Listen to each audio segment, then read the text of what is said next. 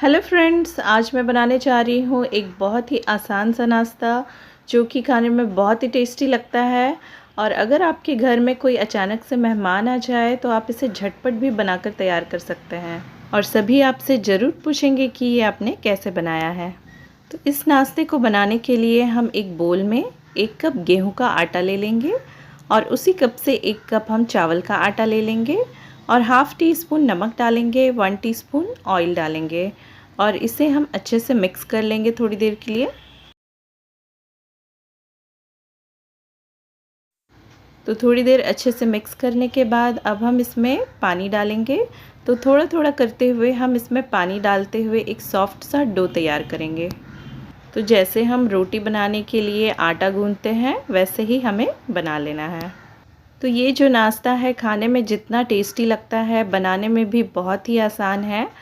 तो ये बहुत ही कम समय में बन जाती है और आप एक बार बनाएंगे तो इसे बार बार बनाना चाहेंगे। तो आटा हमने गूंथ लिया है तो इसे साइड में रख देते हैं। अब हम एक दूसरे बोल में 3 उबले हुए आलू को मैश करके ले लेंगे और ये मैंने आधा गाजर को ग्रेट करके लिया है, 2 हरी मिर्च को बारीक चॉप कर लिया है, 1 मीडियम साइज़ की प्याज और थोड़ा सा हरा धनिया को भी मैंने बारीक चॉप कर लिया है। अब स्वाद अनुसार नमक डाल देंगे और हाफ़ टी स्पून इसमें चाट मसाला पाउडर डालेंगे और इन सबको हम अच्छे से मिक्स कर लेंगे। आप चाहे तो इसमें और भी मसाले ऐड कर सकते हैं, मैं बस इतना ही ऐड कर रही हूँ। तो ये जो हमारा स्टफिंग है ये रेडी हो गया है। तो अब हम डो ले लेते हैं और इसे फिर से हल्का सा गूंथ लेंगे और फिर इसे 2 भागों में बांट लेंगे। तो इसका एक पोर्शन हम लेके इसे बेल लेंगे।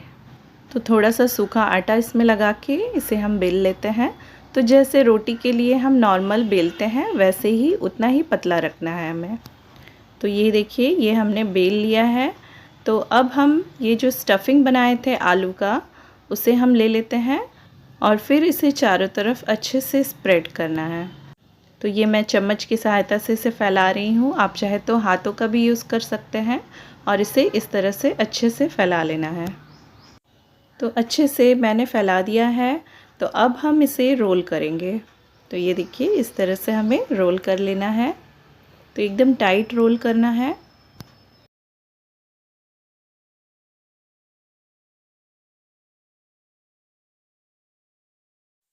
तो इसे मैंने अच्छे से रोल कर लिया है। तो अब हम इसे हल्के हाथों से इस तरह से दबाएंगे और इसे हल्का सा चपटा कर लेंगे।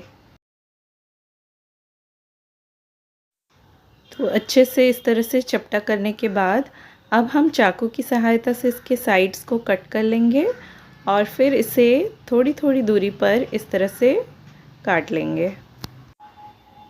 तो ये देखिए इस तरह से हमें इसके पीसेस कर लेने हैं। तो ये देखिए कितना आसान है इसे बनाना। तो इसी तरह से हम बाकी जो डो हमारा बचा है उसका भी हम इसी तरह से बना के रख लेंगे। तो सारे पहले बना के इस तरह से रख लेंगे और उसके बाद हम सिलरी तैयार करेंगे। तो सिलरी बनाने के लिए ये मैंने एक बोल में आधा कप गेहूं का आटा ले लिया है, आप चाहे तो चावल का आटा भी ले सकते हैं और फिर इसमें थोड़ा थोड़ा पानी डालते हुए एक पतला सा घोल तैयार कर लेना है। तो ये हमारा सिलरी बनकर तैयार हो गया है। तो इसकी कंसिस्टेंसी देख लीजिए। तो अब हम इस सिलरी को ले लेंगे और फिर ये जो नाश्ता है इसको हम इस सिलरी में डिप करेंगे इस तरह से और फिर उसके बाद हम इसे तेल में फ्राई करेंगे। तो ये हम शैलो फ्राई कर रहे हैं। तो ये देखिए अच्छे से तेल गरम हो गया है तो इसमें एक एक करके डाल देंगे। तो इसे अच्छे से गोल्डन और क्रिस्पी होने तक अच्छे से फ्राई कर लेना है अलटते पलटते हुए और जब ये अच्छे से फ्राई हो जाएगा तब हम इसे निकाल लेंगे।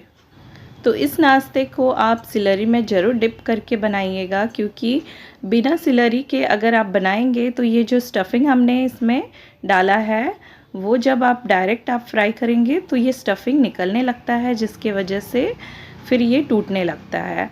तो इसीलिए आप इसे सिलरी में डिप करके बनाएंगे तो ये जो स्टफिंग हमने बनाया है वो अच्छे से इसमें लॉक हो जाता है और फिर ये निकलता भी नहीं है और अच्छे से फ्राई हो जाता है।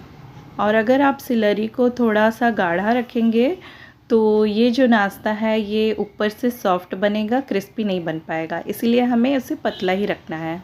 तो ये देखिए ये हमारा नाश्ता अच्छे से फ्राई हो गया है, तो बहुत ही क्रिस्पी बना है ऊपर से और अंदर से सॉफ्ट है। तो आप भी इसे ज़रूर बनाकर देखिएगा, आपका भी ऐसे ही बनेगा। तो अगर आपको मेरी ये रेसिपी पसंद आई है तो इसे लाइक कीजिए, शेयर कीजिए और मेरे चैनल कुक विद पायल को सब्सक्राइब करना ना भूलें। Thank you.